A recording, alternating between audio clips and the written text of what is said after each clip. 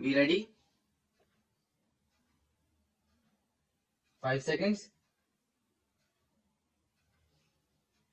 Start.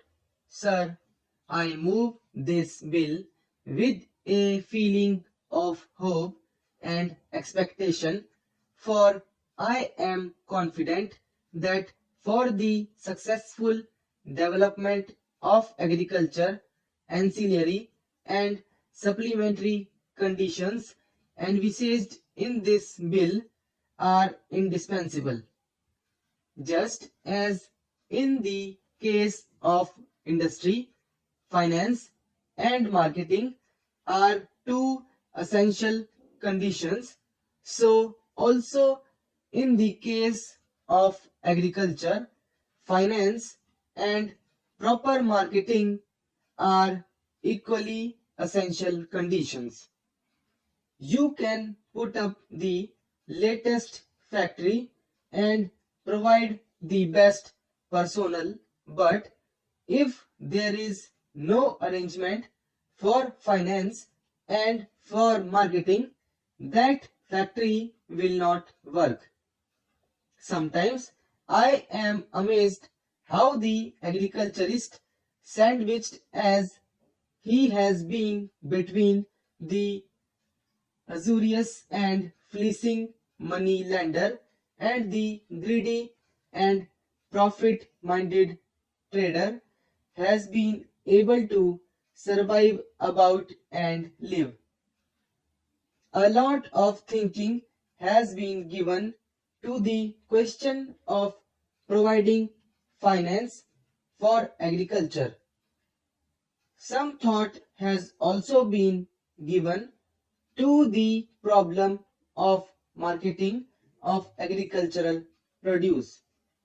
But I do not know of any report or of any literature in the long history of the cooperative movement which has dealt with this problem in a comprehensive and integrated manner as the Rural Credit Survey has done.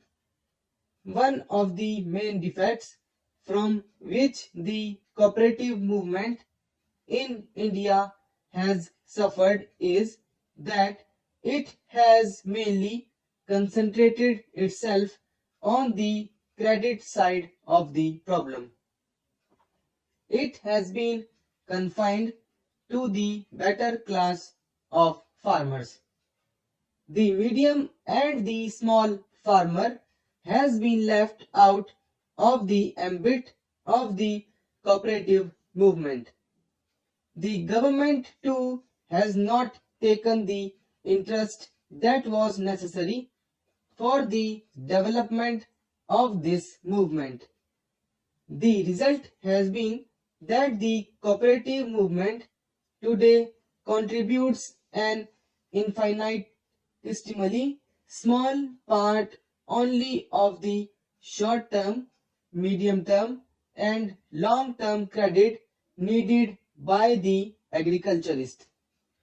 I am thankful to the Rural Credit Survey which has surveyed the problem in a very comprehensive manner and given us, as I said, an integrated scheme.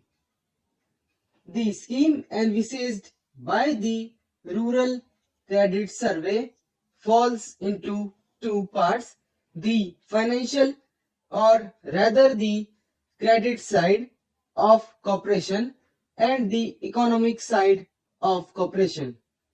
So far as the credit side is concerned, the formulation of the scheme and its implementation has been entrusted to the Reserve Bank of India. The Reserve Bank Act laid the responsibility of developing rural credit upon that institution, and it was appropriate that that responsibility should be placed upon the Reserve Bank. Before I come to the particular subject with which this bill deals, I would like to give a background of what the Reserve Bank proposes to do, because it is only in that background that a very proper appreciation of the provisions of this bill can be done. At the base, it is proposed, or rather, it had been decided to set up what are known as large-sized cooperative societies. These large-sized cooperative societies will cover from 5 to 10 villages according to the conditions of the different regions. For these 5 or 10 villages, as I said, a large-sized cooperative society will be set up which will deal with multifarious activities concerning the farmer. Ordinarily, the share capital of a large-sized cooperative society will be rupees 20,000. The government will contribute 50% of this capital, but if the farmers of the region failed to contribute the remaining 50%, the government will make up the shortfall. The idea is not that the government should remain permanently in a partner in the share capital, but as soon as the farmers are in a position to provide adequate finance, the capital invested by the government will be retired, because I am fully conscious of the fact that the cooperative movement, in order to be successful in the true sense, must be owned and run by the farmer himself. This society will also provide commodities which the farmer needs for his productive and consumption purposes, such as seeds, fertilizers, agricultural implements, kerosene, cloth, etc. It will maintain a storehouse. Hitherto, the cooperative societies used to advance capital to the farmer either on the security of land or on production of one or two sureties. The result was that only substantial farmers, or those who had credit in the financial world, could avail of that credit.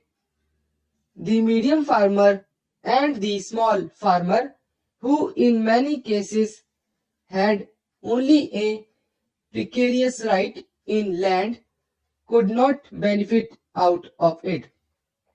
Sir, it is well known fact that the medium and small farmers constitute about 75% of the total farmers in India, and any scheme which is not calculated to benefit the 75% of the mass of farmers, I submit, is a highly defective and incomplete scheme.